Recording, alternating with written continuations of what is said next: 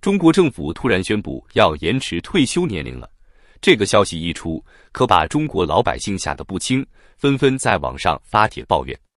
有网友直言不讳地说：“这不就是变相剥削我们吗？政府没钱了，就拿我们的养老钱开刀。”让我们先来看看官方是怎么说的。据中国官方媒体报道，第14届全国人大常委会刚刚通过了一项决定，要从2025年1月1日开始，用15年时间慢慢把退休年龄往后推。男性要从60岁干到63岁，女性要从50岁或55岁干到55岁或58岁。这意味着什么？意味着大家要多干好几年才能退休啊！不仅如此，从2030年开始，政府还要把领取养老金的最低缴费年限从15年提高到20年。也就是说，你不但要晚退休，还得多交几年钱才能拿到养老金。这不是明摆着要榨干老百姓最后一滴血吗？消息一出，立刻在网上引发轩然大波。有网友悲愤地说：“我们这些打工人天天加班加点，996都快被榨干了，现在连退休的希望都没有了吗？”还有人担心说，按现在这个强度工作下去，别说退休了，能不能活到那天都是个问题啊。更有明白人一针见血地指出，政府这么做不就是因为养老金不够用了吗？社保基金都快亏空了，只能拿我们普通老百姓开刀。确实，根据一些分析，中国政府每年要往社保基金里补贴2万多亿人民币，其中大部分都用来给退休的公务员发养老金了。你想啊，退休的官老爷每个月能拿8000多，普通老百姓呢，也就3000出头。光是养这些退休的官老爷，就快把社保基金拖垮了。所以政府现在只能打普通老百姓的主意，想让大家多干几年，少领几年养老金，好缓解一下社保基金的压力。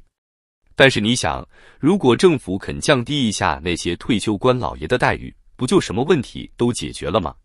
何必非要拿我们这些苦哈哈的打工人开刀呢？有专家分析说，现在中国经济不景气，地方政府财政吃紧，很多地方连公务员工资都发不出来了。在这种情况下，政府还想维持那些退休官老爷的奢侈生活，不就只能从老百姓身上搜刮了吗？你看，人家发达国家退休年龄延后，是因为人均寿命延长了，可中国呢，是因为养不起老人了，这不是讽刺吗？更让人愤怒的是，这项政策居然还美其名曰渐进式延迟，说是给大家时间慢慢适应。可是大家都知道，这不过是温水煮青蛙罢了，等你反应过来的时候，已经被煮熟了。有网友忍不住吐槽说，我们这些打工人一辈子就指望着退休后能好好享受生活，现在好了，年轻时被996压榨得半死不活，老了还得继续干，这哪里是什么幸福生活啊，简直就是压榨到死。还有人心酸地说，我们这些底层老百姓本来就活得艰难，每天都在为柴米油盐发愁，现在倒好，连仅剩的那点退休梦想都要被剥夺了。我们到底犯了什么罪，要受这种罪啊？更有人愤怒地质问，为什么总是我们普通老百姓要为国家发展做出牺牲，那些当官的大人物们怎么不见他们牺牲一下？他们退休后不是照样悠哉悠哉，每个月领着几万块的退休金吗？其实延迟退休年龄只是中国政府开源节流的一招而已。最近很多地方政府都在大规模裁撤机构，号称是为了精简机构。可是大家心里都清楚，这不过是因为财政实在撑不住了。就拿吉林省通榆县来说，这么个小地方，一下子就撤销了900多个机构，你敢相信吗？一个只有26万人口的小县城，居然有这么多机构，这不是冗官冗费是什么？更可笑的是，有些地方的机构根本就是空设的，就是为了应付上级考核。现在财政吃紧了，只好把这些花架子给拆了。可是你想啊，这些年这些空设的机构浪费了多少民脂民膏啊？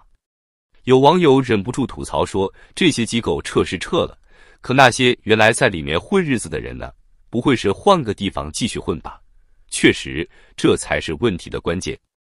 如果只是换汤不换药，那还不如不撤呢。还有人说的更直白，这不就是因为财政没钱了吗？早干嘛去了？非要等到山穷水尽的时候才想起来精简机构，这不是亡羊补牢吗？其实啊，中国现在的问题远不止于此。你看，这几年外国企业可是纷纷从中国撤资呢。据媒体报道，很多跨国公司已经不再把中国当作投资首选了。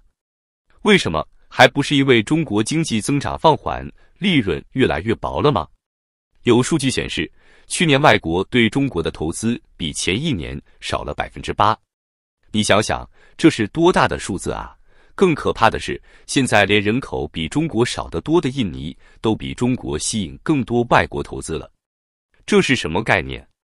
有专家分析说，这主要是因为中国经济持续低迷，再加上地缘政治紧张，外国企业觉得在中国投资的风险越来越大了。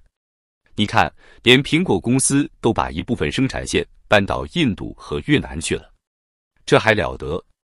更让人担心的是，就连一些长期在中国经营的外国车企，现在都开始缩减规模了。为什么？因为中国本土企业已经占据了近60%的市场份额呀，特别是在新能源汽车领域，外国车企更是被甩得远远的。有人可能会说，这不是好事吗？说明我们中国企业强大了呀。可是你想想，如果外国企业都撤走了，那谁来给我们创造就业机会？谁来给我们带来先进技术？长此以往，我们不是要闭关锁国了吗？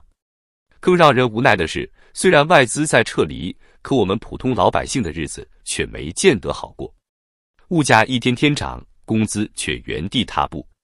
房价虽然跌了，可是对于大多数人来说，买房仍然是可望不可及的梦想。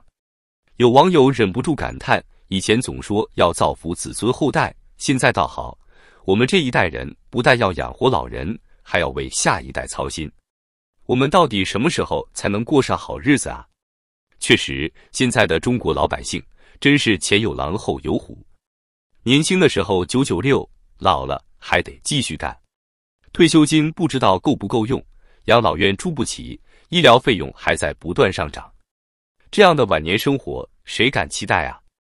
有专家指出，中国现在面临的是典型的中等收入陷阱，经济增长放缓，但各种社会问题却越来越多。如果政府不能及时调整政策，真正为民谋福利，恐怕未来的日子会更难过。所以啊，这个延迟退休年龄的政策看似只是一个小小的变动，其实反映的是中国深层次的经济社会问题。它告诉我们，中国的盛世繁华可能只是表面现象，实际上暗流涌动，问题重重。最后，我们不禁要问，中国政府究竟还要榨干老百姓多少，才能维持这个庞大的官僚体系？